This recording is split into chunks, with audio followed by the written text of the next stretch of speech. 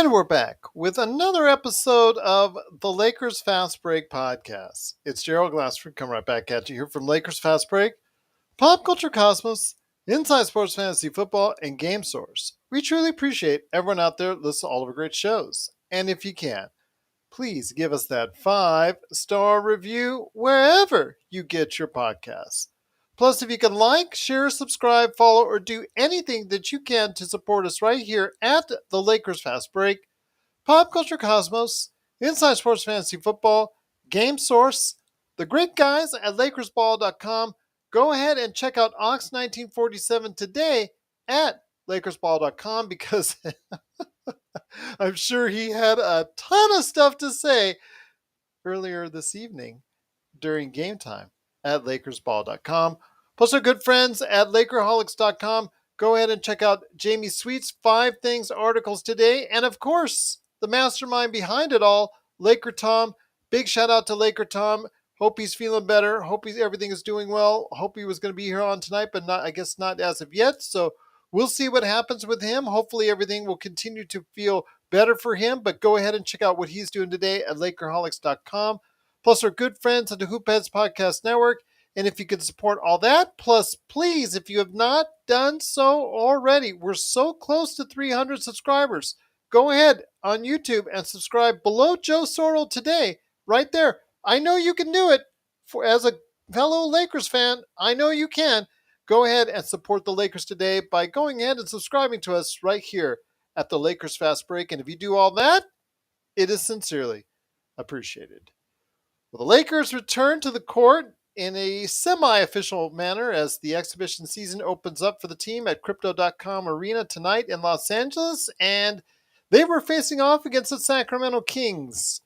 The new starting lineup unveiled, and the first chance to see Darvin Ham's plan sort of come to fruition as far as on the offensive and defensive end. We got a taste of it tonight. Did we like the taste? Well, in the first half, it wasn't so bad as the Lakers held on to a slim, but okay, 46-41 lead. Their offense really didn't execute that well while they were on the court, but you know what? They managed to go ahead and play pretty solid defense, at least in the first quarter. So, and then actually in the second quarter too, not too bad. Unfortunately, like I said, the offense really didn't propel them to a big lead, but you know what? The second half came around, and unfortunately, the Lakers decided to go ahead and rest the starters for the most part and bring out the young guys, and it all fell off a cliff from there. To me, I saw what the second team or the players 5 through 15 did tonight, and it really wasn't a pretty sight as they got lambasted in the second half and got absolutely killed. I think, let me go ahead and calculate the second half score. Yes, 64-29 was the actual score, I think, in the second half. So really disappointing right there for you. And the Lakers end up losing by 30, 105-75, which I'm sure was invigorating to the Crypto.com Arena home team. Just very sad way to start off the exhibition season. And here today to talk about that game, plus also as well, as per the request of Young MB, want to go ahead and mention he will have time on the floor tonight to go ahead and talk about the Klutch-Lakers relationship, good or bad. Wanted to go ahead and make sure that his thoughts were known on that, as promised to Young MB. Also, Joe sent me this morning a tweet from Shams Charania, which we'll talk about as far as a Russell Westbrook trade almost being pulled off before or just before the training camp began. Why didn't it get pulled off? We'll talk about that as well. And I'll have some brief comments on episode 9 of Hulu's Legacy, the true story of the LA Lakers. That's coming up on the show as well. But first, everyone out there wanted to go ahead and talk about the game tonight. Once again, they lose 105-75. Big shout out to Richard, already in our chat. AD, 11 points, 11 boards. Not too bad. Yes, he was one of the few highlights for the team tonight. Not too bad. One of the lowlights I can tell you, though, is 20 turnovers, 24% shooting from behind the three. Really not a good number for those. They got out-rebounded by 6, 54-48, and the Kings took over 100 shots while the Lakers only took 77. 103-77 shots. Just Not a good way to start off the exhibition season, but here today to talk about his thoughts on the first game. It's a good man indeed. You got to go ahead and check out what he's doing today at LakersBall.com. It is Joe Soro, and Joe, like I said, they were outshot as far as the number of shots. They were out rebounded. They turned the ball over excessively. That second half was a miserable thing to watch. You lost to a team that hasn't made the playoffs since Jesus was doing miracles. You lost to a team that has no expectations, no talent. As a matter of fact, I think 1/8 of their talent is our rejects from last year. You lost to a Actually, team. I like Keegan Murray. Keegan Murray might be a rookie of the year I don't candidate. care about Keegan Murray. Okay. We lost to a team that shot 40% from the field and 23% from three. You didn't just lose. You got your ass whooped by a third-rate team on your floor while your two leaders were grab-assing, laughing, and giggling on the sidelines. It was so bad that Billy Mack, reluctantly in his commentary, I could feel it in his delivery, was trying to minimize how pathetic they looked. I actually did not think they were going to come out like this. I actually thought they were going to play somewhat competitively because they have a new coach and maybe they want to step it up a little bit and kind of prove that last year was a fluke to some degree. They looked about as abysmal as I've ever seen them. No pride, no guts. You lose by 30. Get your ass whooped left and right. Can't make a shot. Can't run a pick and roll. Throwing up baskets, hitting. I mean, it is just absolutely pure garbage at how bad this team was. When they were playing a little D and actually performing in the first half, they were still not able to get a defensive rebound to save their life. And the only reason why they were up 5 or 6 points was because Sacramento was missing. Again, they only shot 23% from three. If it was any team other than that lousy franchise, this team might have lost by 80. I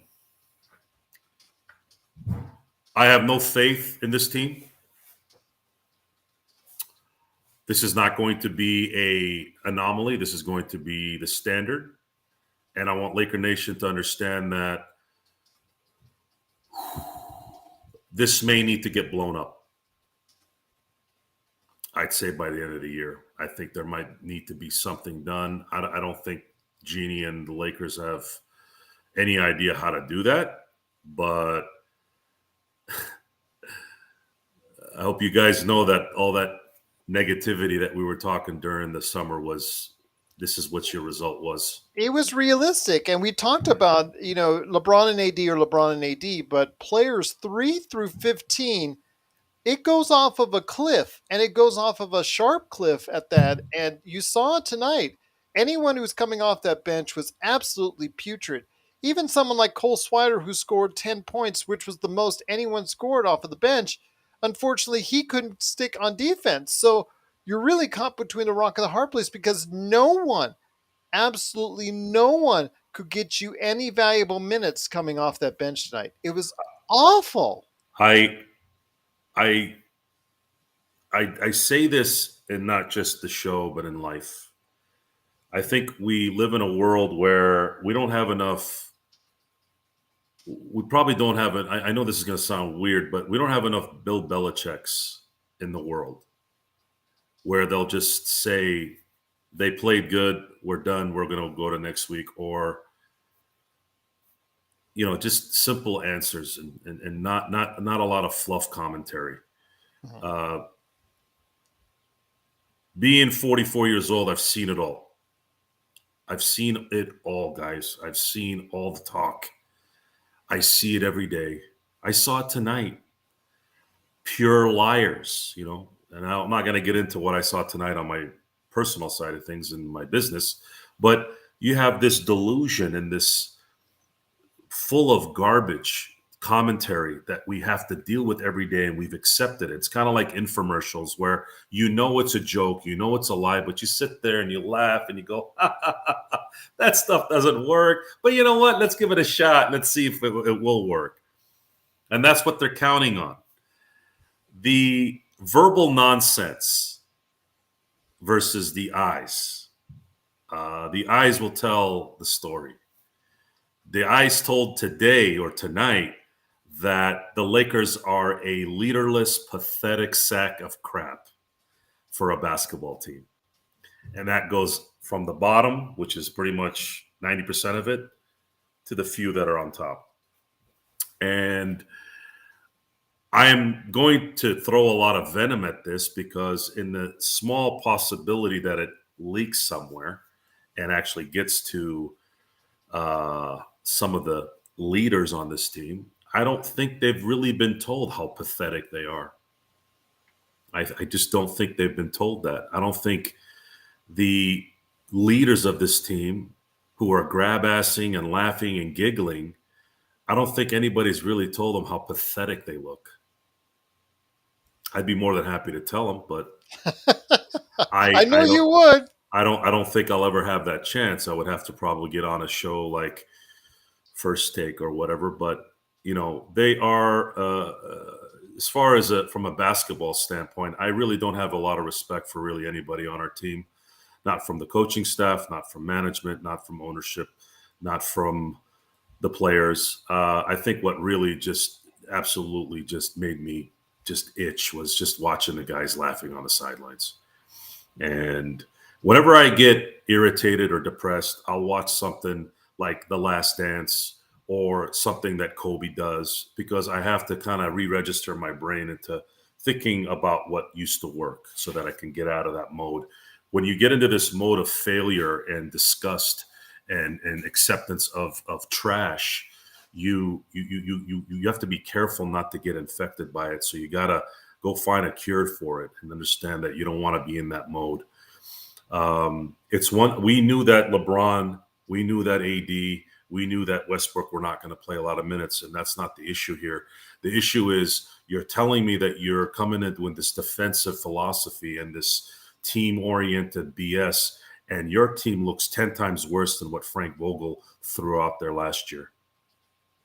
And I was really surprised that a Darvin Ham team, his first opportunity to take. I'm not surprised. I'm not. You'd think he would have gotten them motivated enough to go ahead, at least in that second half, but he clearly got out-coached in that second half.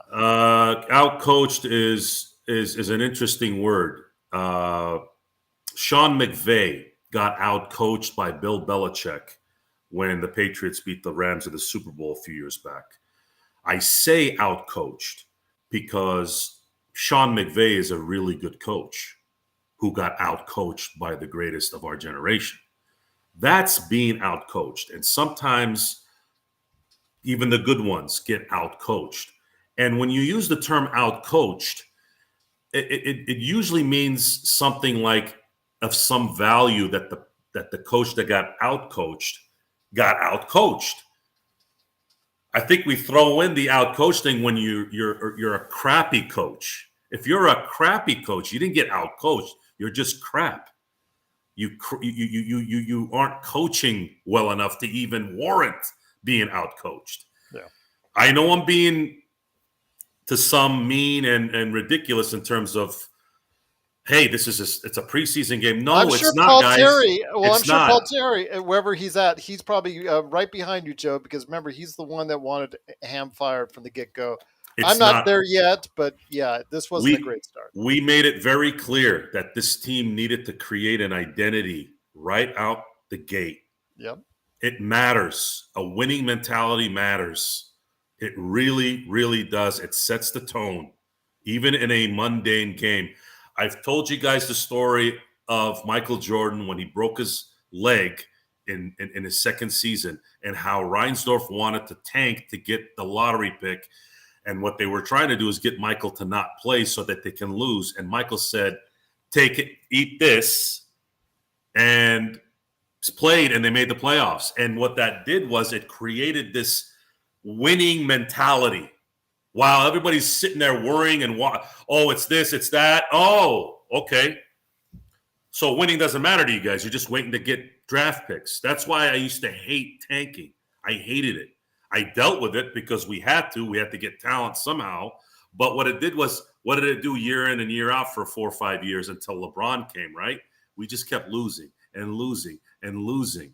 And that's what this creates. It's just a constant disease of losing. And then everybody's, yeah, on the sidelines. And it happens to be your two leaders.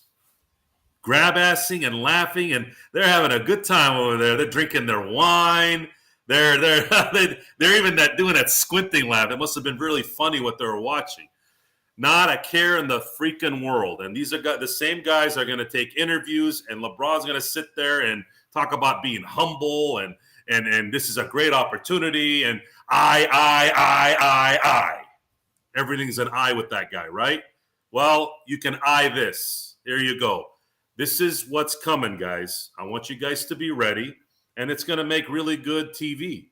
I'll tell you that right now. It's going to make really good TV. There's a lot of material here we can use for the next 6 months, because I'm going to tell you right now, if you think this is bad, wait till the season starts when Golden State, Denver, Portland, the Clippers.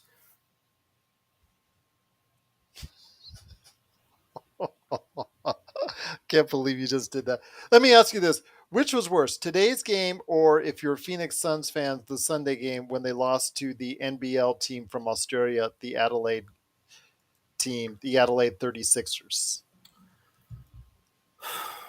I'd say the Adelaide 36ers, because they're not even the Phoenix Suns, and I don't know what – I don't know – Monty Williams was supposed to be this amazing coach. Tyronn Lue is this amazing coach. We heard it the last few years about how the Lakers should have gotten one of those guys, blah, blah, blah. At the end of the day, guys, there's very, very few people out there that can really coach an NBA team. Well, let me ask you this. I mean, the first half, as Richard pointed out, and I spoke about at the beginning, the first half wasn't too bad. The Lakers did go into halftime with a 47-41 lead. They did play very well on the defensive end. Again, their offense really didn't execute that well, especially amongst anyone outside of AD. I didn't flow, but that's you can expect that in the first exhibition season. As far as the first exhibition game, I understand the starting lineup is still new and they're trying to still mesh together. But to me, it was still an issue of the fact that the defense seemed to be something a little bit better in that first half with everybody tuned in together. It wasn't until, again, the bench players came in, the guys who are going to be numbers 6 through 15. That's what really scared me, because that's where you see the problem of our team's depth. And that's where it really, as far as where we got beaten. We got clearly beaten, hands down, especially in that second half. But at least the first half, I can say you can at least take some positives out of that, at least on the defensive end. Joe? It's a mirage. It was a mirage. The reason why the defense looked so good was because long rebounds that went to the three-point line, Kings were missing them. They were clanking them. If they were making those shots, that the defense wouldn't look as good. I know what I watched. They gave effort in spurts, but Kings helped them by missing shots, wide open shots on repeated offensive rebounds on the Kings in the Kings' favor. So we can sit there and look at the positives. Of course, AD going 11 for 11 in a short stint, but it's not. This is a team basketball situation here.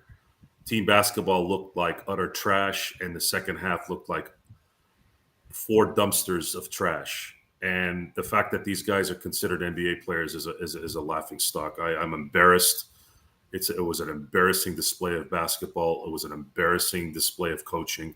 It's an embarrassing everything at this point when you have arguably 2 top 5 players on your team and absolutely zero ability to do anything in terms of basketball. I mean, there is nothing resonating anywhere in any way. It is absolutely embarrassing. And anyone who sits there and tells me any more about the goats and all that. You guys can all take it and put it somewhere, because you guys have no effing idea what a goat is. Absolutely nothing, especially in a team sport. This is not tennis. This is not golf. Okay. This is not pole vaulting.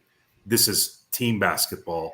And when you want to come talk to me about who the goats are, you're going to goddamn know who it is right off the bat. And they're not here anymore. And they're not playing anymore. And there's no one other than maybe Steph Curry, Klay Thompson, and Draymond Green right now that really understand what team basketball is. Maybe Giannis is the other guy, and that's it. Everyone else is trash, individual trash, all mercenary mentalities, and that's it. They don't give a crap about coaching. They don't care about the organizations. There's no pride in anything. The second something veers off, they're sitting there laughing at everything and just trying to say, oh, well, it's not a big deal. It's a preseason game. Then they're going to start out 0-3. Well, there's 79 games left. You know what it reminds me of? It reminds me of a shitty parent. Sorry, excuse my French. A crappy parent who always makes an excuse in disciplining their kids. Oh, well, they're 3. Oh, well, they're 8. Oh, well, they're teenagers. Oh, well, they're in college. Until finally they're 80 years old. Well, they're old people, and you know what happens there? Excuse after excuse after excuse. It's like that in real life. It's happened to the Lakers. This is where we're at. We're going to have to sit in it for the next 6 months and, again, create good TV at least if we're going to put something positive to this. I can at least tell you, young MB, you're also going to hear his words on LeBron and Klutch, but I don't know if it'll get any better than that. Oh, you have no idea what's coming on that. That is per his request, so we truly appreciate you asking for that. Also, again, I will mention that I will go ahead and just share some final thoughts on episode 9 of Legacy before we head on out, but also here today to talk about what's going on with the Lakers and the recap of the game. It's Good Man Indeed. You got to go ahead and check out what he's doing today at Lakerholics.com. Not only is Laker Tom's articles right there for you, but also this man right here coming up. It is the 5 Things Man himself. It is Yummy Swoot. Mr. Jamie Sweet, great to have you here, my friend.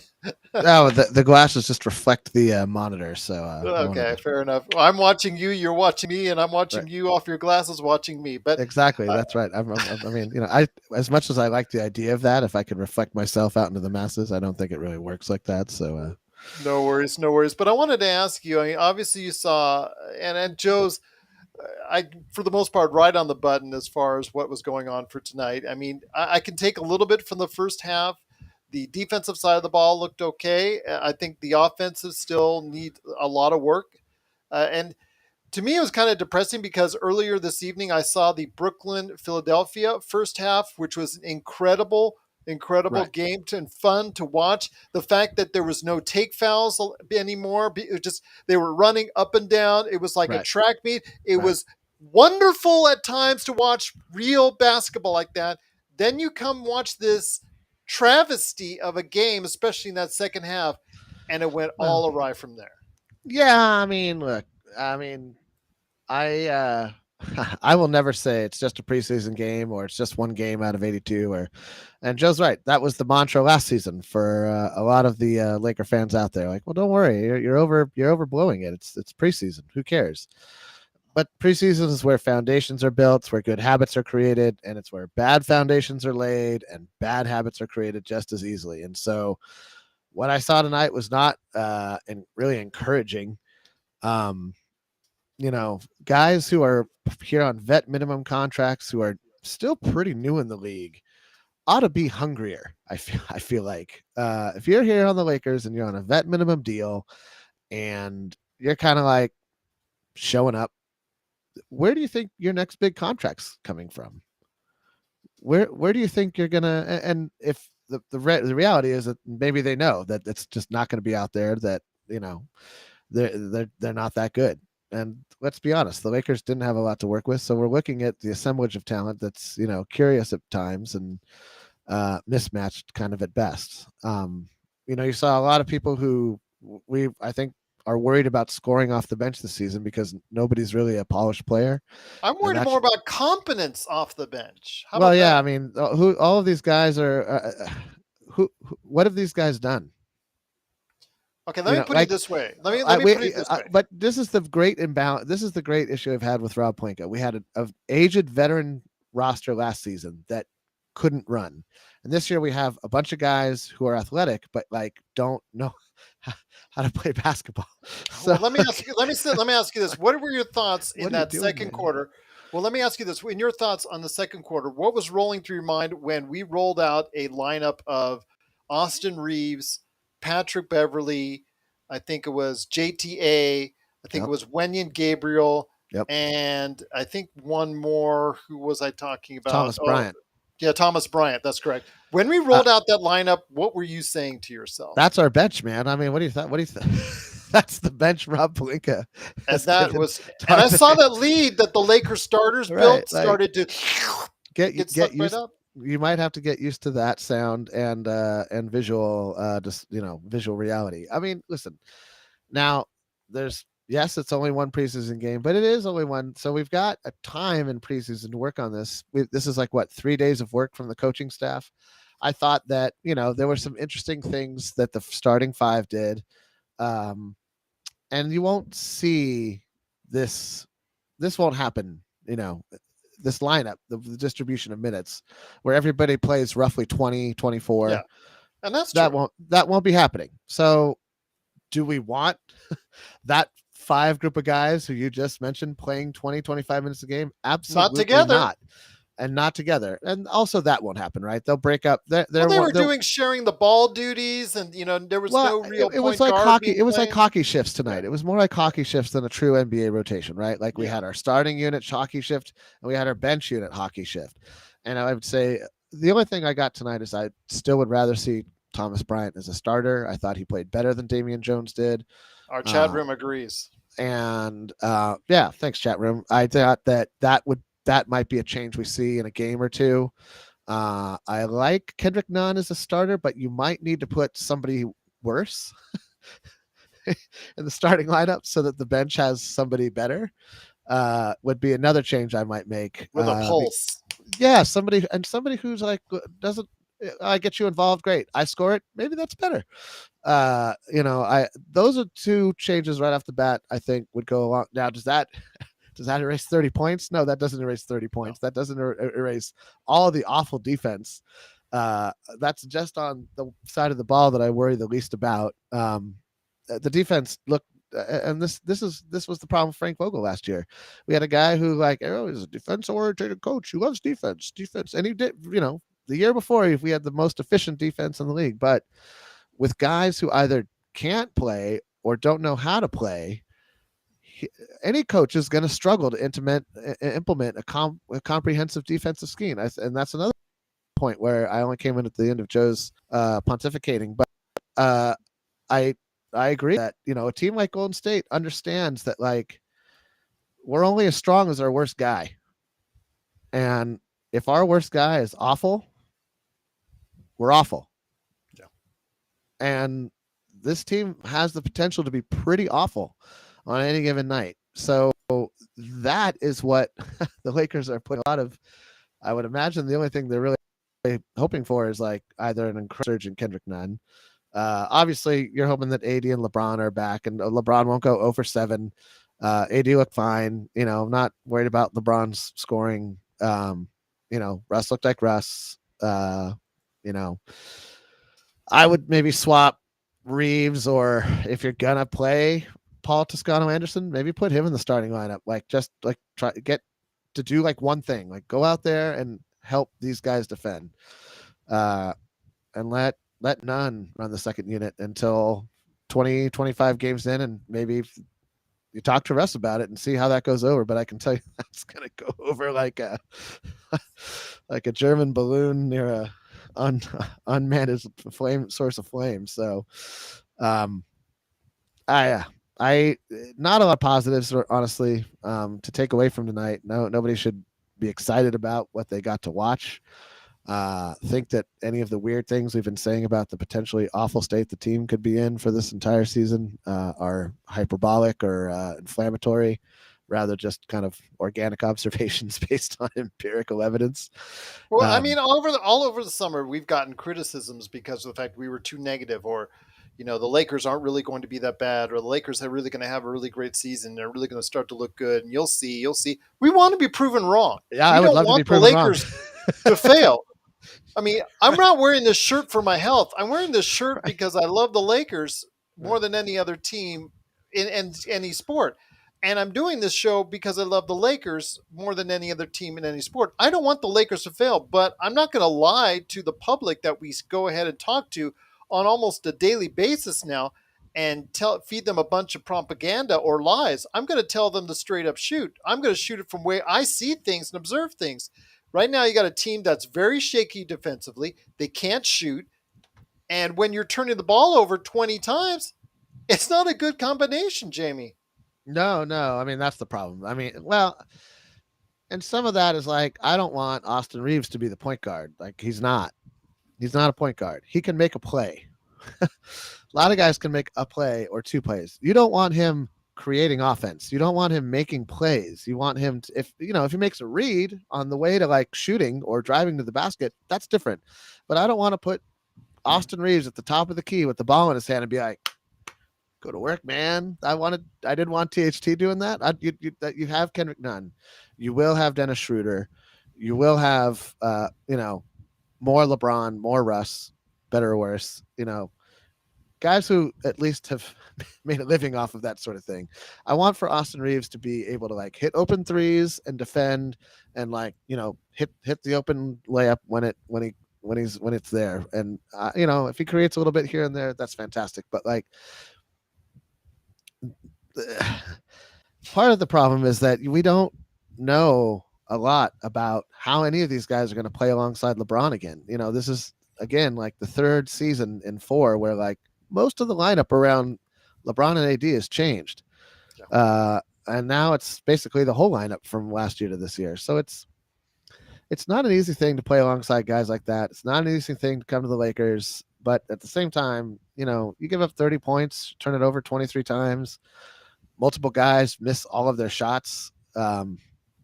You're gonna feel the heat, and so you're gonna feel it more in LA than in most cities. And that's another thing about playing here.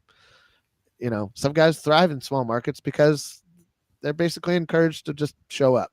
But in LA, that's not enough. You got to come out and show that you want to be here, that you want to play, because LA fans aren't really. They've seen greatness. They know what it looks like, and this ain't it. I will say that I don't think we forgot that Dennis Schroeder was a DNP for tonight. So was Lonnie Walker IV. But Dennis Schroeder is coming off the EuroLeague, and then he just came over. Remember, he had the visa issues, so he hasn't been able to really practice well. Yeah, he'll be on page 1, day 1 when he shows up. Yeah, but is he really going to be the answer? Maybe he can run the second unit, like they really needed some help tonight. But is that really the answer to go ahead and make up for what they did in the second half? There needs to be a lot more. I think that's. Yeah, I mean I don't think that yes, that goes without basically looking at the box score. Yeah, you're going to need a lot more. That's the problem. You want guys who are, you want, what's disappointing is that these young guys, you're like, you got 3 games, maybe 4 with a shot at major minutes and like show that you can beat up on your peers, kick your peers' butts, go out there and like meet your peer on the field of battle and defeat your peer. Yeah. That is sport. Like and Joe's shaking his head and I agree. They don't have that heart was not on display tonight. And so that's Coach Ham's challenge here. I put that on to Coach for that second half. I really that's showing up his heart. You don't show up. That's on. It's not just on the coaches, but it starts there and it ends with the player but the coach is supposed to be the one that helps inspire the team or make the right adjustments. I understand a lot of tonight was about looking and seeing exactly what you have to offer out there and playing the young guys in exhibition season. But if they lost by 10 or 12, I don't think I would have been this mad. I think when you lose by 30, that makes me mad. And the way they got outscored in that second half, that makes me mad. But Joe, any last thoughts on the game? Because I do want to touch on the Shams Charania tweet as far as our next topic before we have more to discuss, including your thoughts. And Jamie can chime in too on the Klutch-Lakers relationship. that you want to go ahead and touch upon? Young MB was Well, asking. are we just trying to make everybody feel really bad tonight? Well, is that the goal? Young MB asked us to go ahead and share our thoughts on the Klutch-Lakers relationship. So I made a promise. We're also going to drown a live cat. How do you feel about that? That's going to be really exciting. No, that's kind of not really going to. We're not. That's getting dark. That's getting dark. But Joe, this is talking about the Klutch relationship isn't far off, man. It's brutal. I know, but is there any last thoughts you have on the game before we go ahead and hit the Shams tweet? Expect this kind of performance the rest of the year. Yeah, I hope not, but I don't know about expect. I just won't be surprised. I will hope for improvement. I know it won't come, and I'll be like, no. This is the classic. I mean, the modern day results of these guys all make a lot of money. I mean, guys have made a lot of money in the past, but these guys really don't give a crap about winning, losing. It's in them. It's in them that they don't care. They're wasting our. We're here watching these clowns try to attempt to play winning basketball, and we're enabling them.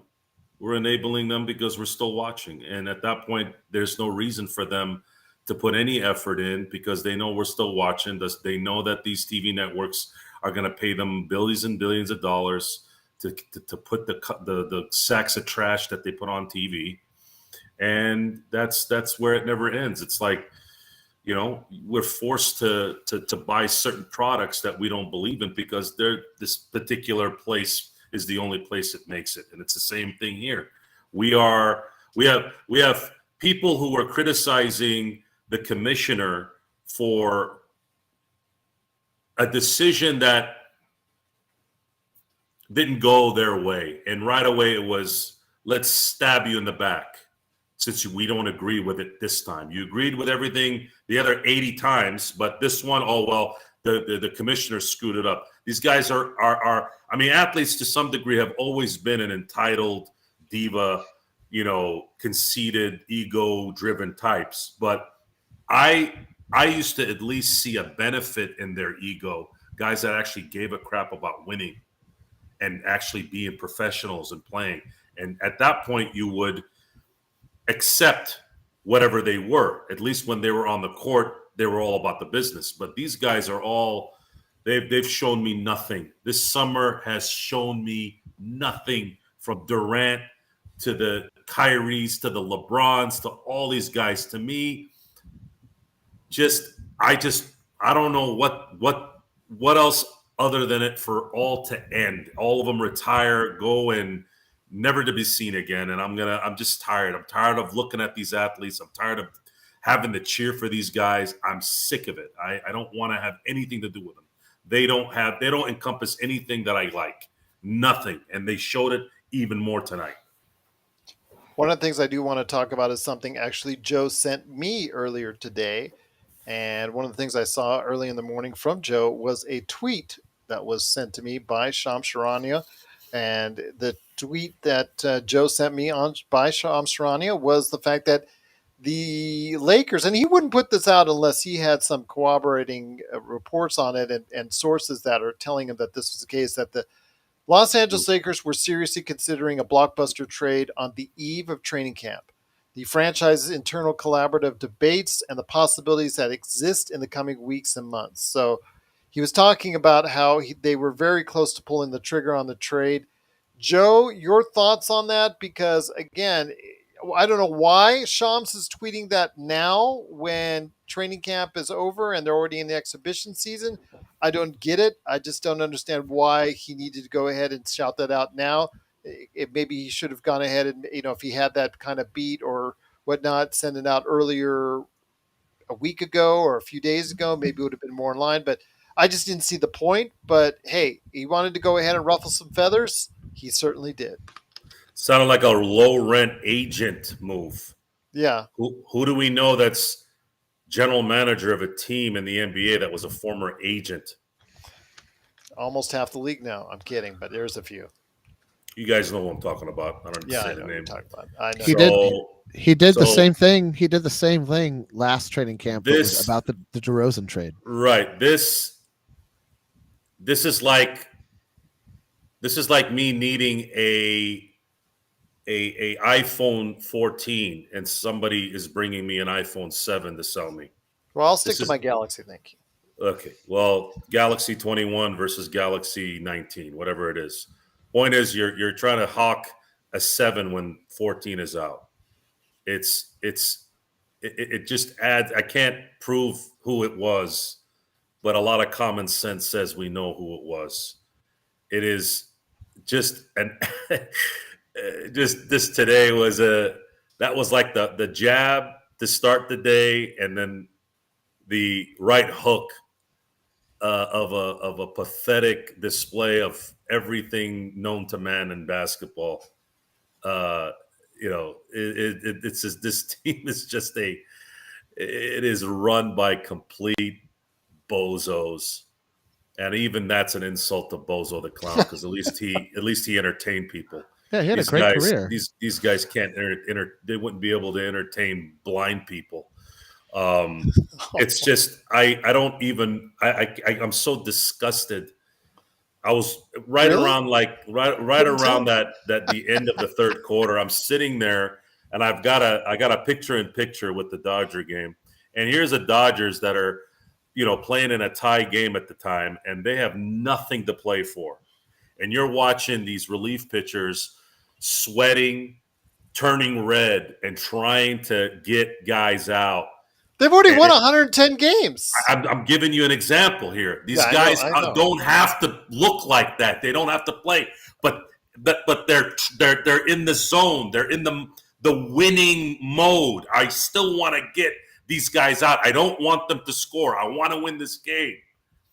When you don't have that mentality when it doesn't matter, it will matter when it matters. It's a great point. Okay? It's winning doesn't turn off. It just doesn't turn off. You don't just turn it off. It doesn't work. Those guys that you said, like Shaq, Kobe, and all those, they turned it on in 01. No, they didn't turn it on, okay? There were injuries. I'm sure if the injuries hadn't happened, they would have won 65 games every year. It was a fallacy. It was fake. It wasn't about turning it on. They just got better when it mattered. That's different. So we are looking at a rehash of everything that's happened, and it's from top, middle, bottom, and they're all, to me, bottoms. Every single person involved is a bottom right now. I have no respect for any of the players, any of the management, and any of the ownership involved. And I bet you Jim Buss is sitting back laughing his rear end off right now, because I'd be laughing with him too.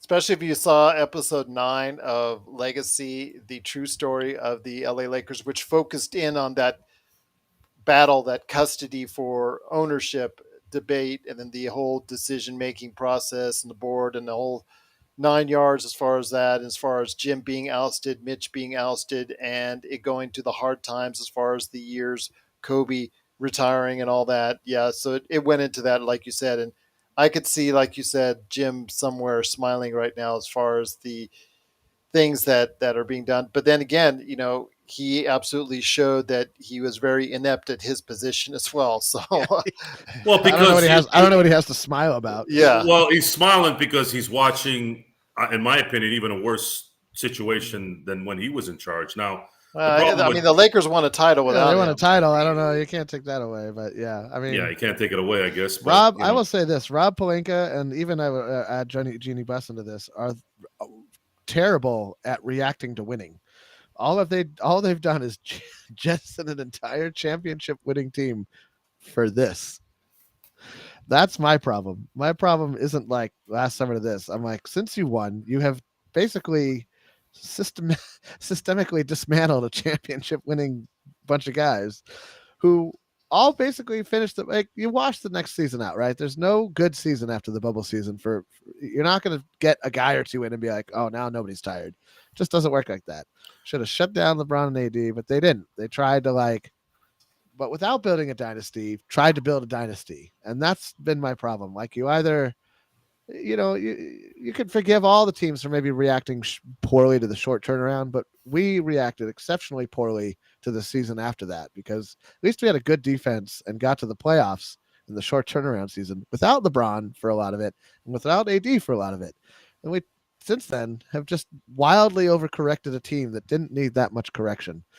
And I will say though that Paul has shown up in the chat to finally gloat about what's going on. Just wanted to let you It know. doesn't matter if you fire Ham. Ham is a it doesn't matter. is a pawn. He's a pawn in this. He has no control over anything here. And you just saw you would think at the beginning somebody would listen to the new coach. You know, he's a new coach. You want to impress. I mean, a little bit.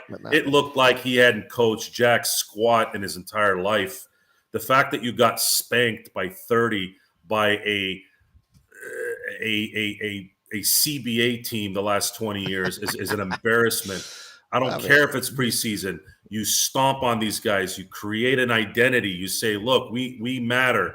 We are going to run this setup like we're trying to win a championship right now, especially to the young guys. You had no excuse with the young guys. You can't sit there and say, oh, we don't want to get anybody injured. No. These guys are supposed to be the ones that are playing hard, making shots, and trying to make the team, especially the ones that are like a Scottie Pippen Jr., right? But you got nothing. You got zero out of this because they're not motivated. People are laughing and giggling on the sidelines, the guys that are supposed to be the leaders. And Darvin Ham isn't going to say, what the hell are you laughing at? What the hell are you doing? Go to the locker room if you're going to laugh while we're down by 20. He doesn't have the balls to say anything to LeBron or AD. It's over, guys. This. I'm trying to think, okay, let's blow it up, right? Let's just go ahead and blow it up. End of the year, trade AD, let LeBron go play in Siberia. I don't care where. Okay, what are we going to do then? What? We got to wait till 2088 to get a first-round draft pick that probably matters. And even if you do get somebody, how are they going to be? Are they going to be just the current generation, just, I'm here to, be accepted and maybe – do certain things here and there and try to be great? Is there anybody that's going to come out and really be about winning and be about carrying a franchise? And on top of that, carrying the Lakers? So when did you say they were going to be competing 2088 when their next draft pick? I almost spit my water. I got them being competitive a couple of years before that, but that's not far off. No. But great thoughts from everyone in the chat room. Truly appreciate it. You guys have been really awesome. Thank you for coming for a later night tonight as far as post games.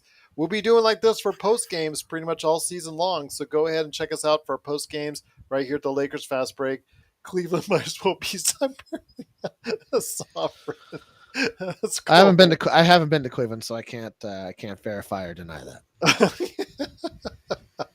Yeah, you guys are so funny. But I will say that when coming back to the Shams tweet from earlier today, why do you think the Lakers didn't pull the trigger, Jamie? There was no trigger. No, I think that Indy deal is there. I think if they want to drop Russ and 2 draft picks, that Indy deal is there. But what does that change? That gets you rid of Russell Westbrook. It adds Buddy Hield and Miles Turner, and you still have the same 8 guys who are terrible. I'm giving you full credit, Paul. I'm giving you full credit. You still have the same 8 guys who are terrible right now, and I'm with Paul, dude. Gerald, you could attest that I've been basically on the Paul train of where Westbrook's here, he's starting, and it's going to be terrible. Yeah. But I think we've all been down that road. No, but here's the thing. Even Laker Tom went down that road. Yeah, I know, but that's I'm not mentioning Westbrook anymore. I'm done with Westbrook. Well, I mean, we'll have to. Are we just going to go so when missed that shot? It was pretty exciting when he shall not be named Voldemort. Right. Can we just come up with a sassy head gesture of silence so we all know at least who we're not talking about? I would say that this is the only thing I'll say about why or why not. Turner and Hield really don't change the equation that much. Yeah. They're not.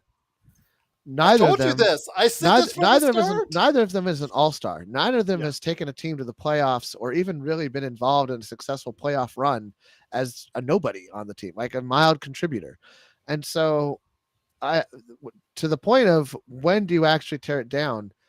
This is why I kind of hope we don't trade those draft picks. That we just keep them and say, all right, well, this is going to be profitable but bad for about 2 seasons. And sorry, everybody who's, deciding to pay and come and see the game. And sorry, everybody who's paying for your cable TV package. And, if we can move a couple of these guys and make some changes on the fringes, that's what we'll do. But having LeBron on the team to win all these awards and, yada, yada is good for the brand.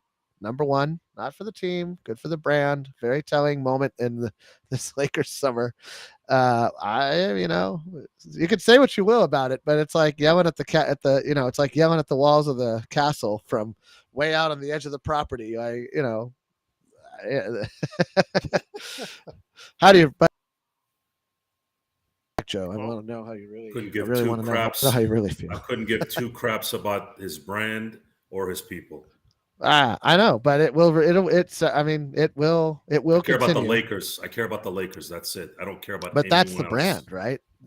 Well, that's the question, though. Do you care about the history, or do you care about the team? I care about what Jerry West built. I care about what Kobe built, what Magic built, what Worthy built, what Kareem built, what Mitch Kupchak built, what Paul Gasol built.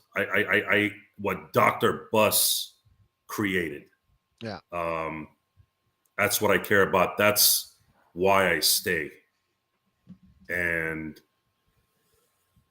if we're lyrical souls, because we can be here in the best of times and worst of times, and that's how I look at it. But it's stretching.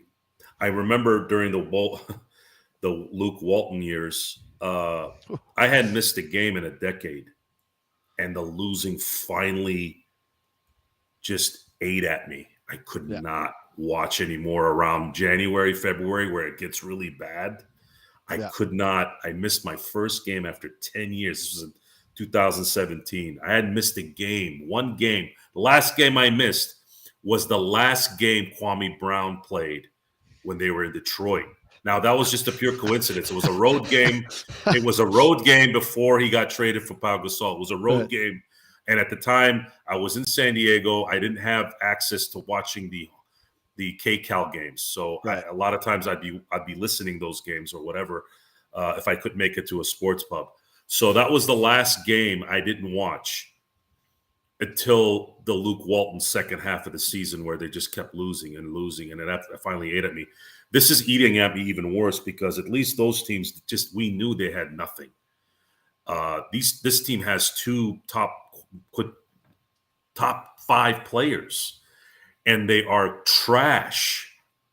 So it's even worse because you're paying these guys $70 million to suck ass, and you have no shot at improving anything. At least then, okay, maybe a draft pick, or maybe they're going to kind of go through some growing pains. There's some positive there, but we're going into a dead end.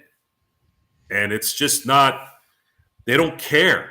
They don't care. They're laughing, watching this monstrosity to put more salt into the wound.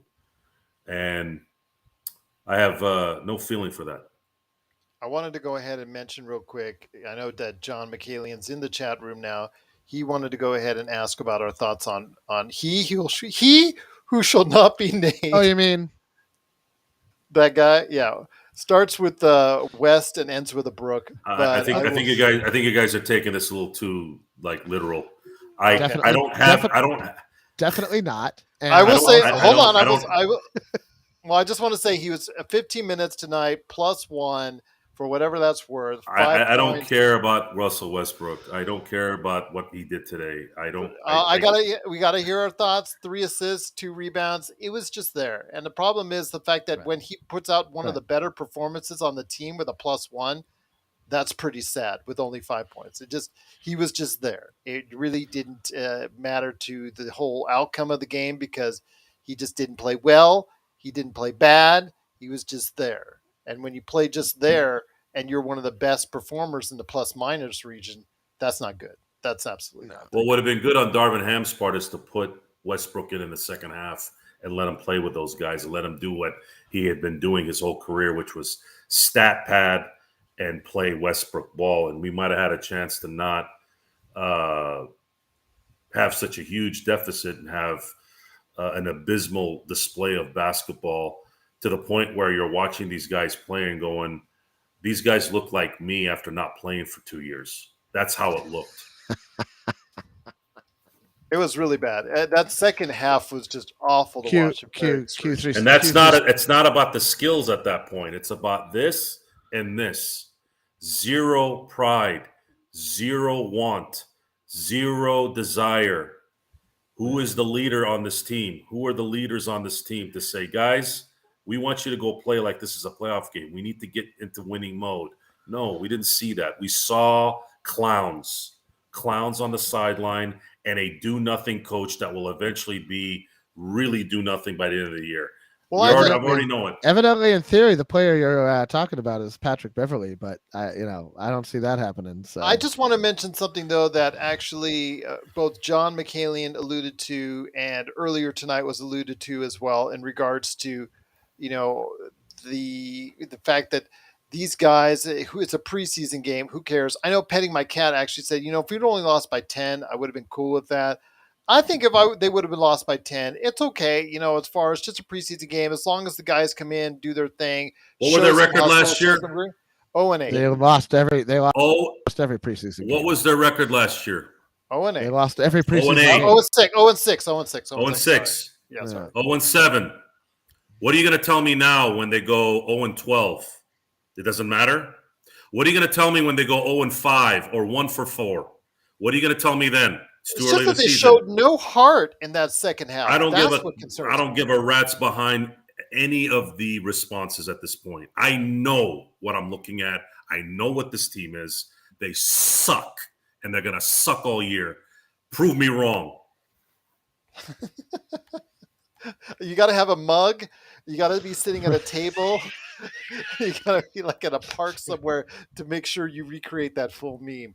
So I will just say again that I really think you should you got to put that face and prove me wrong on all sorts of stuff. That's a great. Absolutely. What have we been saying? What did we say? We've been saying it for freaking 2 months. Okay, we saw this happening. We saw it. Garbage summer, garbage preseason right now so far. What are you going to tell me? It's going to turn into gold in about a month? Give me a freaking break. It's only preseason. It's only preseason. It's not only preseason. You have no room to only think it's only preseason. Your team sucks, and you're not building anything from it because of that kind of mentality. That's why they suck. That's why you have 2 top 5 players on this team, and they only won 33 games. Don't tell me that preseason doesn't matter. It matters. It matters in preparation. It matters in practice. If you read and watch and learn about what Michael Jordan and Kobe Bryant used to do back in the day, they used to play practice games like they were games. Don't tell me it doesn't matter. It matters. And you just saw it. You just saw it tonight. They got their ass kicked by 30 by the Kings. Give me a freaking break. Grow a brain.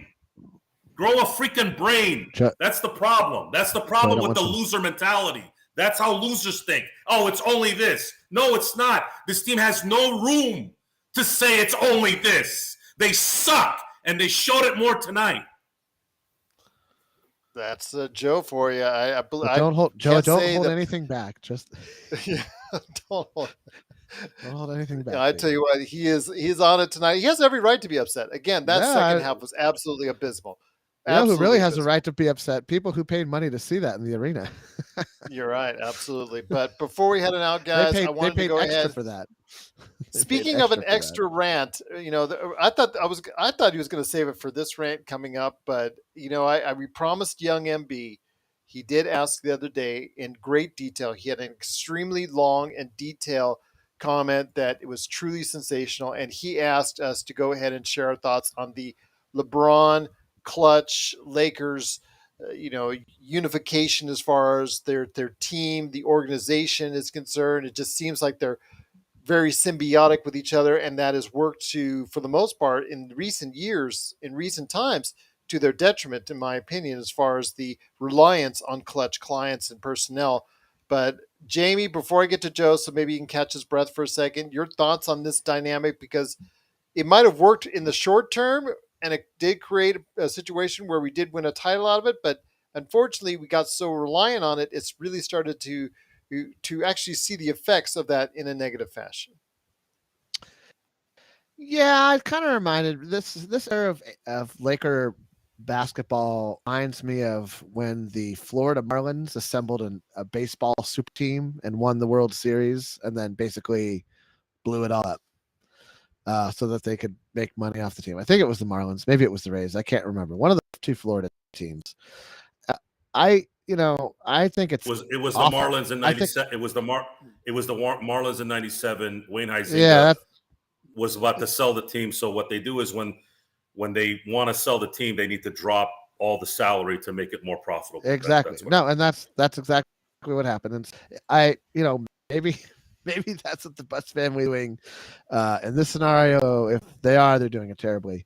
Um, Here's the thing. I think it's an awful relationship for multiple reasons. One, we spend our best money on mediocre talent when we have very little spending money to spend. Uh, Lonnie Walker the fourth being this season's example of yeah, free agent. Yeah, he's only 23. Was he really worth what was it 5'4", 5'6", something like that? Of our entire MLE? No, I don't think he will be. Okay. But as far as what? Um, You okay, Jamie? Sorry, so you guys just broke up there for a second. Okay. Um, Maybe the Lakers are interfering with your internet. I have, it's a planet Earth at this point. Anyway, Ping, I think it's an awful relationship. I think that that not a lot of good has come of it. We've mortgaged the future for utterly unentertaining and uninspiring present, and that's just kind of bad management 101. And I think that Rob Pelinka has been a pretty terrible GM. Relies on that clutch client relationship to kind of maintain any kind of normal NBA presence, because I don't think a lot of people like dealing with him because he seems to be fairly terrible. Absolutely. I agree with Howard you. Hill is exact correct.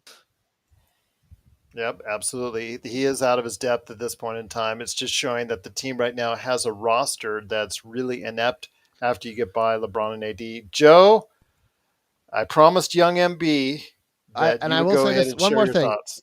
one more thing. I will say I think that the clutch relationship is enabled in some part by the general lack of inspiring outside the box basketball ideas from the cabal that is Ramby, Genie, Rob, some guy who's selling shoes out of a van, and this other guy across town. Like Clutch is.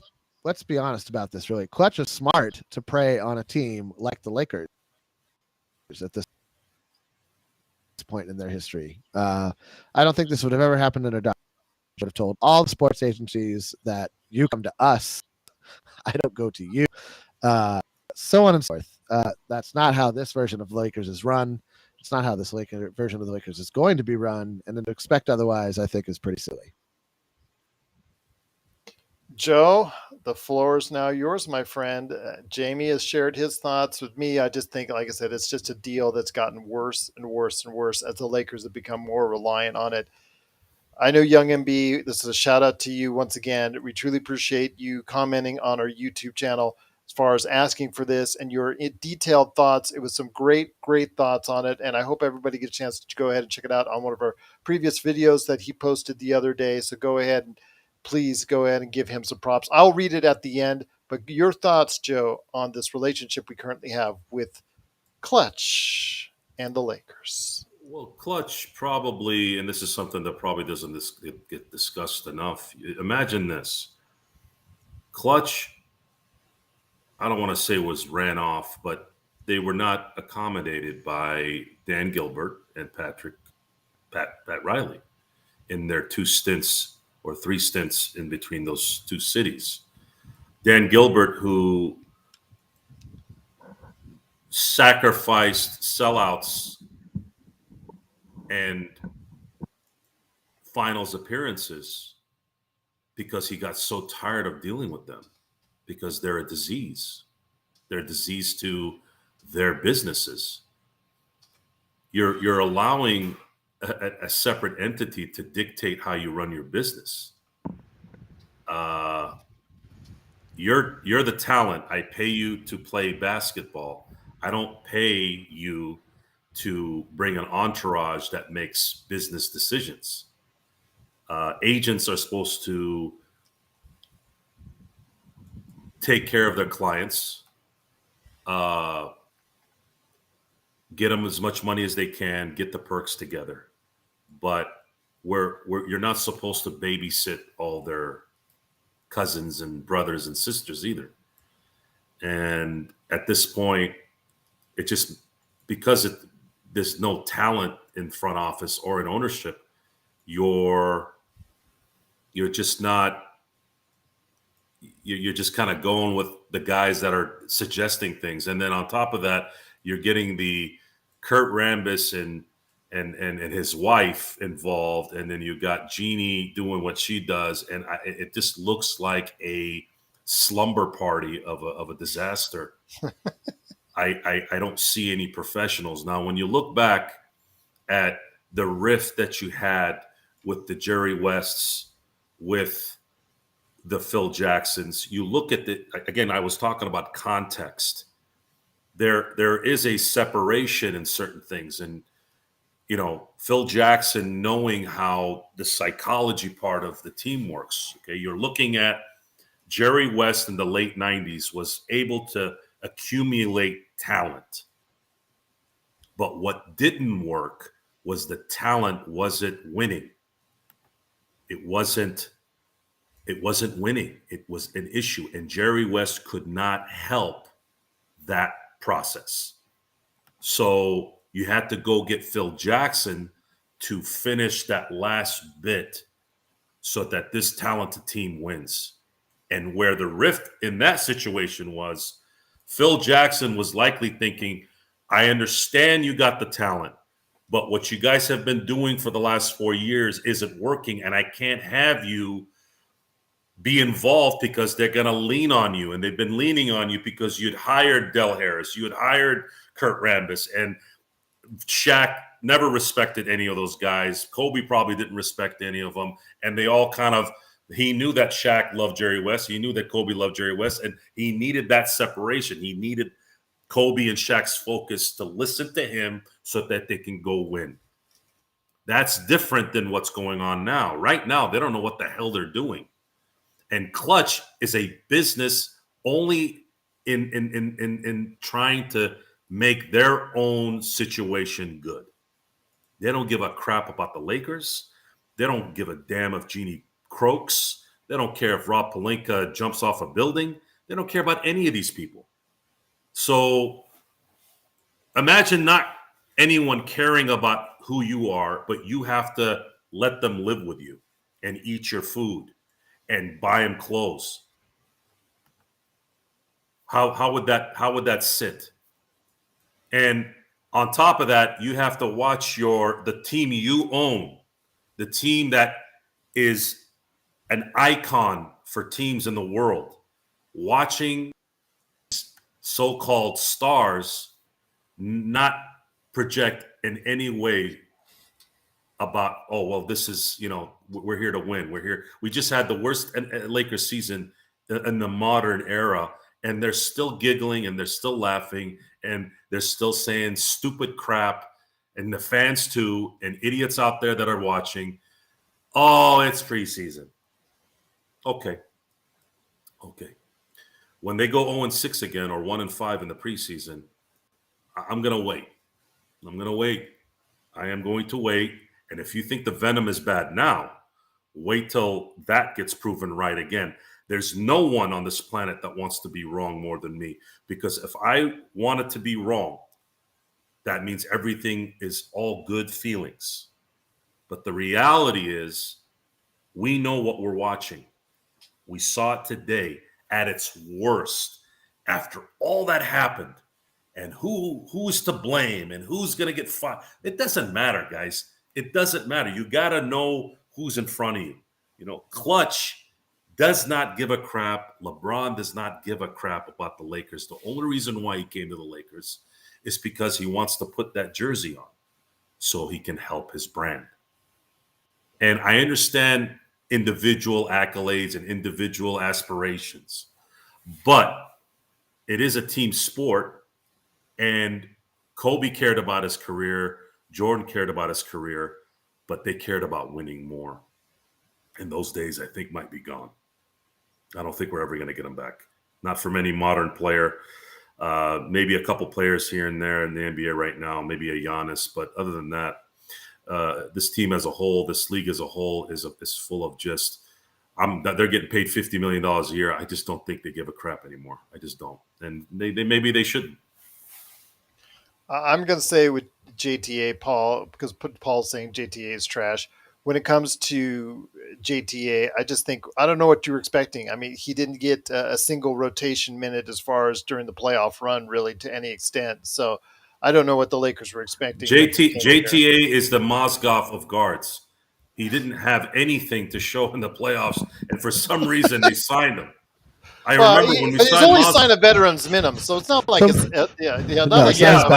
why would you sign? Why would you sign someone who had nothing to show for in a playoff run? For what? Why are you signing these guys? You might as well just sign a G League guy and see if he comes up. I don't know what the hell they're doing. I don't know. They don't know what the hell they're doing. I think that speaks to MB's question that Gerald posted in the private chat, which is all the semi-good guys go to other teams. Go ahead. I won't. Yeah, go ahead. Yeah, absolutely. And big shout out again to Young MB. Anybody, anytime that goes on our chat room, that goes for Luca, in his complaints about us, but at least he goes into detail. I know Petting My Cat. I know a lot of other individuals out there that go on our comments as far as when you take the time to go ahead and put your very vested interest and very vested thoughts into this, I really have to give you respect for that, whether it's good, bad, indifferent about us or the Lakers, what have you. I just appreciate you taking the time to doing that. So let me just say what he just said real quick. I don't see LeBron having as much power as people think. Maybe you could have an episode part to explain how Clutch Sports is negatively influencing the Lakers and LeBron and vice versa. Well, there you go. You already dedicated a portion to it, my friend. Intrusive when and how. Really, they're doing a horrible job at it if they are influencing the Lakers, because last year's roster was laughable, and the year before that as well. If anything, I see the Lakers making Clutch players look bad and lose money on their next contract. At least this year's roster, including Clutch players, is decent. Well, I don't know about that, but I would kind of debate with you on how decent this roster looks, especially after tonight. Where's this great influence that leads to either player signings that actually amounting to anything or money exchanging hands? What does AD and a handful of other guys just hand their money over to LeBron and Clutch? He's not sure why. Just talk to me. If anything, Rob Pelinka has a hard time signing a bum off the street, so they have to beg Clutch to give them some decent players. Other star players have more power than LeBron, Clutch, and the Lakers. So far, no third legit star has come to LA. All the ring chasers wind up going to Golden State, Brooklyn, or the Clippers. Thankfully, they're more... Well, the Clippers, they've done a lot of trades. Clippers, free agents have, outside of what they did with what you saw with, of course, Kawhi, they've made a lot of their efforts through shrewd trades. And I'll leave it at that. Thankfully, they're more spread out this year instead of all pitching a tent in Brooklyn or Golden State. LeBron's got a max of 2 years left before he retires. So who's Clutch? When Clutch is influence will fade away, Pelinka will be gone, and the Lakers will have traded away AD. In fact, AD could be traded by midseason as this year turns into another dumpster fire.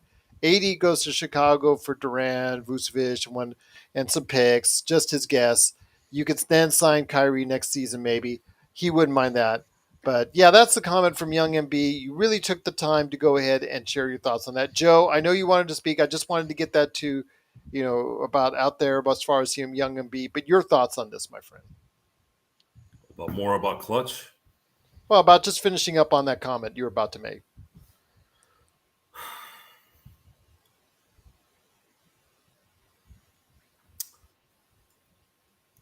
I don't care about Clutch. I don't care about their clients. I care nothing about anybody on this team at this point. If they're not going to care, I'm not going to care. I'm going to be on this show to hopefully bring some good information in, and hopefully do some entertainment, because at the end of the day, that's the point. People want to be entertained. And that's it. And I don't know if it'll ever change. I don't know if there'll ever be some common sense set up in terms of how to manage this thing with the current leadership. But we're turning into the Dallas Cowboys. We have a brainless leader at the top that can't get off of their own emotions and hire the right people to win. And if you've paid attention to what the Dallas Cowboys have done, they've made a lot of money. They're worth more than any franchise on the planet. Great. You made a lot of money. Good for you. But you haven't won. You haven't hit an NFC championship game since 1996. 1996, I was 21. I'm sorry, not even 21. I was 18. So imagine that. Imagine that. I was 18 years old the last time the Dallas Cowboys made the NFC Championship game. Why? All because of feelings. All because he wanted more credit, and just overall stupid management of a football team. But great money. That's always there. I know we won a championship in 2020, and I consider it a legitimate championship, unlike most idiots. But I don't see anything. I don't see anything good this last what's coming up on the third year. I don't see it getting better, even if you were to unload everything. The talent now, and of course with the likelihood of straight to high school is going to happen again. Now, when you draft someone, they're going to take us just as long to develop into that potential star. I mean, I was watching, Paul's bringing up Damon Jones. I was watching his plays, and I was just like, we need a center. This was around the first half. We need a center. We need a center. We need someone who knows what the hell they're doing in terms of getting to the paint, and actually you're almost 7 feet tall. Can you practice that? Is the coach showing you how to? Is anybody doing anything? Gabriel hustled. I can give him that. I've been hard on Gabriel for a while. If you put me in at the shape I'm in right now, 4 block shots. All I can say. If you put me in, I'll put hustle in, but I'm probably going to get 0 points. Hustle means nothing. I think Kobe even said it in the doc. You can't shoot much worse than the Lakers did. I think I could shoot better, honestly. At least down, I could move somebody down low. I'm a pretty wide guy. But anyways, John, that's terrible. No, please, for the love of God, we do not need Mozgov and Dang. No. I'll tell you what, Mozgov's a better big than anybody we have now. Dang was the precursor. I know you guys like that word. Was the precursor to the modern basketball player, a guy that happened to it was at the end of his career that checked out. But nowadays we just have young guys checking out because they get all these max contracts. They get 60, 70, even the marginal players like Alonzo Ball get 60, $70 million. What is the motivation to play? It's guaranteed money. They don't really care about winning. They care about getting the next big tattoo and the next big neck tattoo, and doing up their hair with braids and all that stuff. All dressy and nice and ready for the town after the games. That's pretty much where their focus is. And even the guys that aren't into that stuff, they're into other things that don't really pertain to trying to win. So let them go drink wine. Let them go. There's little signs that were always there too. Like, why were we wearing our gold armor on the road? Why were we wearing like the little things always kind of bothered me about old traditions that should still be there and that changed. And look at the results. The results are. Well, I don't know about bringing. We're talking about Klutch. That's how bad this is. We're talking about a lousy, who cares agency, an agency about the Lakers. Who cares? Why are we even talking about those guys? Sovereign saying Joe's an empty void tonight. I will say he's also asking about bringing Cupjack back as well. I would not bring back Kupchak. You see the wonderful job he's I done in think that's Charlotte tongue in right now. cheek, Gerald. I think that's tongue in I'm cheek. hoping that's tongue in cheek. It's I'm gotta serious. be. Come on, It's come got to on. be. I'm hoping. I'm hoping. I'm seriously hoping. Let's give some humans some credit here. Okay. No worries. But okay. Once again, it's the Lakers Fast Break. We truly appreciate you joining us. The Lakers, as we talked about a while back, they got destroyed in the second half. They brought the rookies, the young players, a lot of the guys that are in players number 6 through 15 in the rotation, and unfortunately they got drubbed in the second half. And the Lakers end up losing at Crypto.com Arena. I'm sure thrilling that crowd immensely, 105-75. Remember, And there was much rejoicing. yeah, I know. Well, I tell you what, I'm sure there was a lot of booing as well. But I will say that this week is going to be a busy week for the Lakers as they head to Las Vegas, here in my neck of the woods. They're going to play on Wednesday and Thursday, back-to-back games against Phoenix is the first game that they're playing against, and I think the next game is against Minnesota, if I'm not mistaken. I'm going to check that out right now on the schedule. Yeah, hey, shout out to Kat. He had a rough summer. What is it about Karl Anthony Towns? Can he not just get through a summer without immense personal tragedy happening in his life? Exactly, yeah, I agree with you. Yes. Poor man is just like. So yes, it is Phoenix and Minnesota back to back in as far as Wednesday and Thursday. So we'll be here for that as well. Oh, you got to put John's comment up there, man. That's I will. amazing. Lakers tank like the crypto market tonight. Oh my gosh, absolutely they did.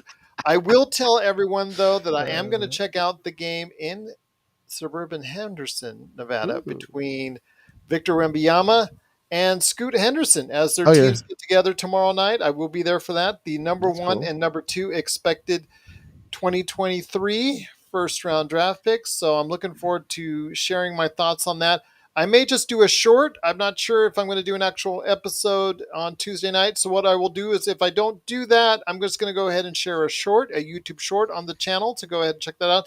And then share my full thoughts and detail on the post game for the Phoenix game, which will be on Wednesday night. So greetings, Greg. Glad to have you here in the chat before we head on out. But again, just a very disappointing game. Paul is, so far, I guess you can go ahead and pat yourself on the back as far as all the statements that you've been making. We said for a while now that wasn't going to be very pretty.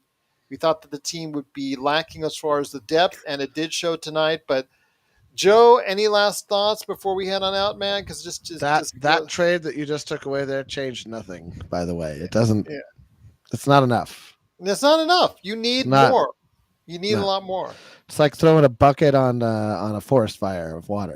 Let's go manage that underbrush. And so it will take time, Greg. I think it will take time. But that team should have came out with a lot more heart tonight. When you lose after you're leading by 6 and you end up losing by 30, it was very disappointing. So that was the part. And Paul's giving Ham one more game pass. So there you go. All right.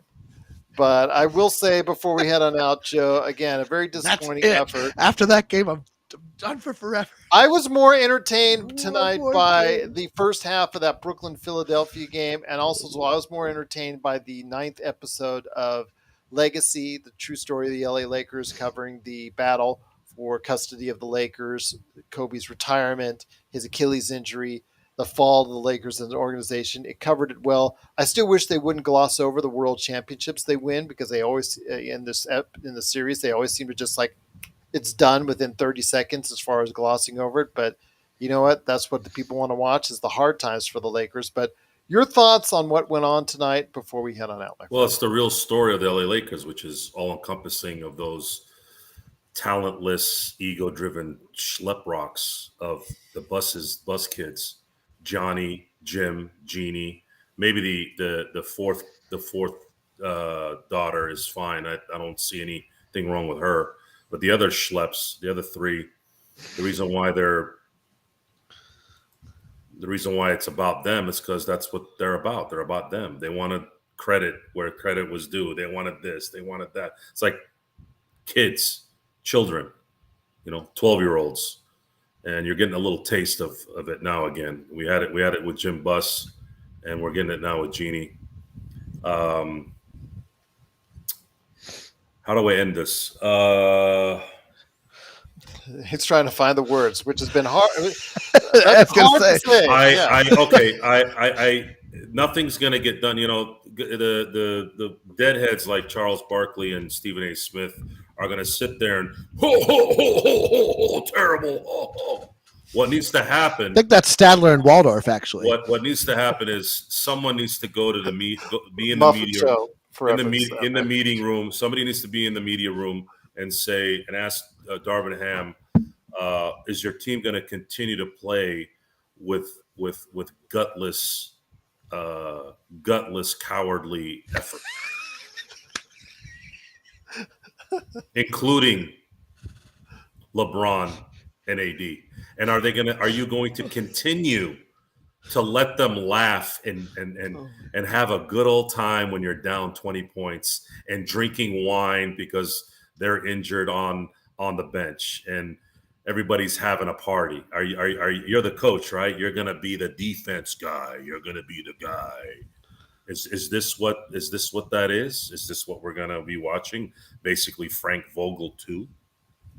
Why did you fire Frank Vogel? You might as well have saved your money and actually kept him.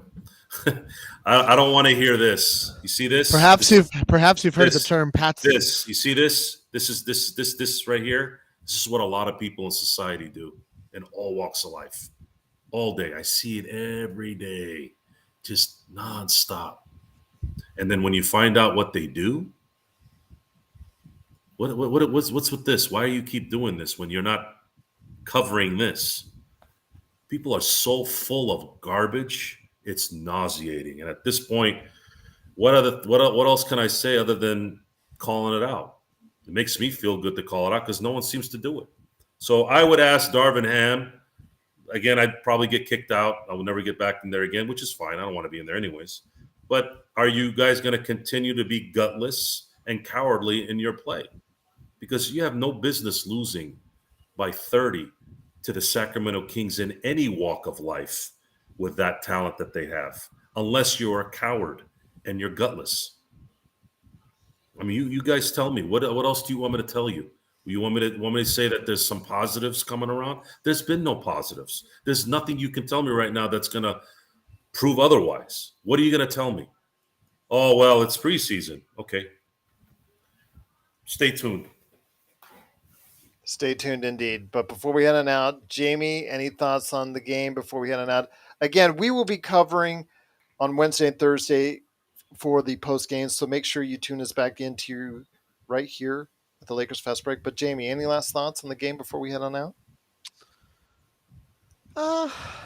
Yeah, I mean, I think we'll sure. I mean, between you and Joe on this last segment, it's just like I mean, there's just not a lot good to say, right? Like, it's not that I'm at a loss for words. I just, at some point, what's the good in for any of us to just pile on, right? I mean, we're not, the games don't even matter yet. So, I'm willing to. I did cross country. One of my sports in high school was cross country, so I'm in it for the long haul. There's miles yet to go, and I'm curious to see who else gets to play with who else here in preseason. We'll see. But it's gonna, if it looks like this tonight. And, we'll see. Hey, they got to start winning sometime, right? I think it was game 3 or 4 last season before we won a game. I can't remember.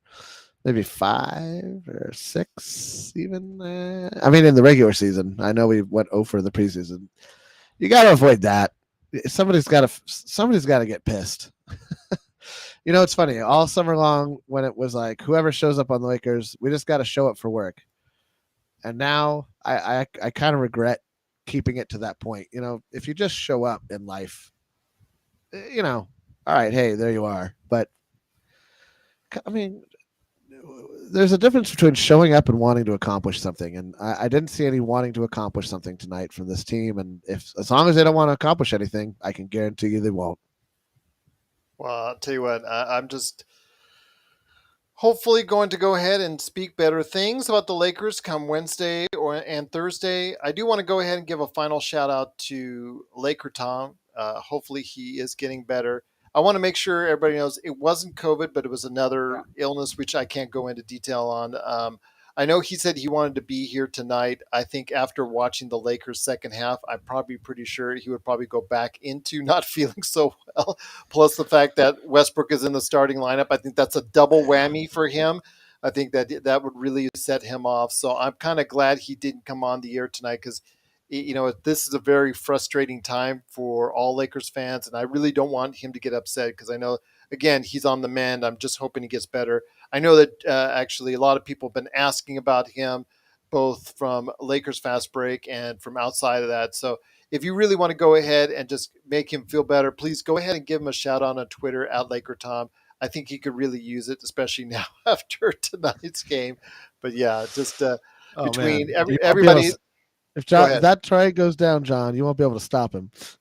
Yeah, I just he was just really, like I said, I'm sure when I talked to him earlier, getting on the mend. He said he was feeling a little bit better this past weekend, so I know that he is trying to go ahead and get back on the show, whenever he can, but it's when he can. So I don't want to push it. I don't want to force him, and especially when the team is doing like this. I really don't want to push it. So I want to just go ahead and send our thoughts to Laker Tom. Get better, please. Get well soon, and hopefully he'll be back going ahead and creating great articles for Lakerholics.com. Obviously, he's still on at Laker Tom on Twitter, so go ahead and tweet at him. But hopefully, he'll check in to us right here at the Lakers Fast Break sooner rather than later. But yes, thoughts are with him. Hopefully, everything's well, Tom. And please don't get so upset like Joe and, really get upset like that. So hopefully, everything will be better. But yes, we'll be definitely back on Wednesday night. Actually, again, I will share some brief thoughts, hopefully in a short on YouTube. Here we go, Joe. Here we go. But I will try to share some thoughts on the Victor Wembanyama Scoot Henderson matchup tomorrow night from the Dollar Loan Center Arena here in Henderson. That's right. It's the Dollar Loan Center Arena here in Henderson. I'll share some thoughts tomorrow night on that real quickly in a short, but I can loan you $1. Well, they do loan dollars. That's exactly how they got that naming rights to the arena. But I will say that we will go ahead and share more thoughts on it post-game after the Phoenix game on Wednesday. So if you have any questions for us at Lakers Fast Break on Twitter, of course, anytime on the YouTube channel, please go ahead and subscribe today. We did have a great subscriber. Thank you so much as far as coming on to the scene. Appreciate you subscribing so much earlier tonight. Thank you so much for doing so. And if you haven't already, please go ahead and subscribe so you get the latest notifications on when we go live. Talking some good things. John's asking how good is your blood pressure, Joe? Paul saying my prediction is a blowout loss on Wednesday. How is your blood pressure before we head on out? He can use his health app to find Talking to me? Yes. I don't have blood pressure problems. Okay. I don't have problems in my life except for the Lakers sucking. Yep. Well, again, that's a problem for all of us to deal with indeed. But we'll tell you exactly straight up how it is with the Lakers here each and every time out. Once again, firecracker. It's firecracker, guys. Okay. Well, we will definitely be here. Lights out. Done. We will be here. I'm gonna sleep. I'm gonna sleep like a baby in about 10 minutes. Okay. Well, let me get you go ahead and a little bit starter on that route because once again, it's the Lakers Fast Break. We will be here on Wednesday night talking about the post game for Phoenix. It'll be taking place here in Las Vegas. So a back-to-back game set at the T-Mobile Arena here in Vegas with Phoenix and Minnesota back-to-back. So it all starts on Wednesday night, and we'll be back here. And I will again share some more detailed thoughts on Victor Wembanyama, Scoot Henderson. Please don't sell him short. The kid has really got some really good things. I think he's going to be a great player in the league. I've actually seen him already in the G League last year, and he really is doing a great job. I really see a lot of promise in that young man, so don't sell him short at all. So we're going to go ahead and share my thoughts on that coming up on the Wednesday show as well. I want to thank everybody in the chat, John, Sovereign, Paul, Howard. You guys have been amazing, just amazing in the chat. My gosh, so many chats right now. What's going on in the chat room? Chicken sandwich galore. My gosh, when you're talking about a chicken sandwich, what can you say about the Lakers game indeed? Once again, that chicken sandwich is putting a banner on the wall. Well, yeah, I'm hoping so. But Greg Harris, great. Thank you so much for the shout out. Petting my cat. He awesome as well. Don't want to thank everybody for being part of today's show. Truly appreciate it. Once again, the Lakers do lose 105-75. If you have any questions for us, always at Lakers Fast Break on Twitter or LakersFastBreak@yahoo.com. Thanks so much for watching and listening. We'll be back on Wednesday night, post game against the Phoenix Suns. What will happen? Will it be this bad again? Will Joe go off on another rant? Find out coming up this Wednesday, right here at the Lakers Fast Break Podcast. Have a great evening, one.